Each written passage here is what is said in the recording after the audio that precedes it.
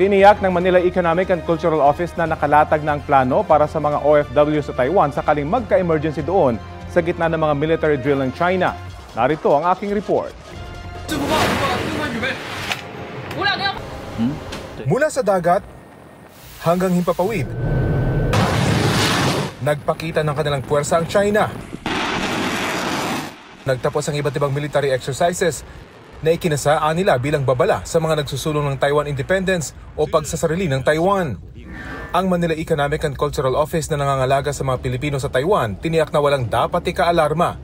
Kasado na rin daw ang contingency plan para sa mahigit 100 at 60,000 Pilipino roon kung magka-emergency. We have been meeting to discuss the contingency plans. We also would like to assure our OFWs and OFW families of the safety of their loved ones in Taiwan. Handa naman ang Philippine government under the Marcos administration na tulungan sila. Name of master and nationality, over.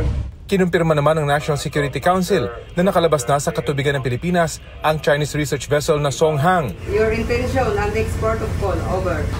Tumugon na rin ang crew nito matapos hindi sagutin ang ilang beses na radio message ng Philippine Coast Guard.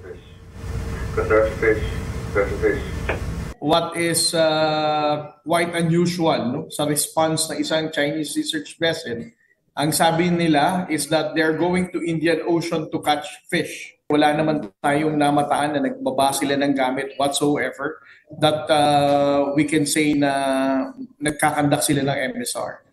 Kaugnay naman sa planong pagbili ng F-16 fighter jets mula Amerika, tiniyak ng National Security Council na hindi ito makakasama sa anumang third party. We would like to assure the People's Republic of China that the planned procurement of F-16 fighter jets to the Philippine arsenal does not in any way harm the interest of any third party. It is not intended for any nation. It is merely part of the AFP modernization program. Rafi Tima nagbabalita para sa GMA Integrated News.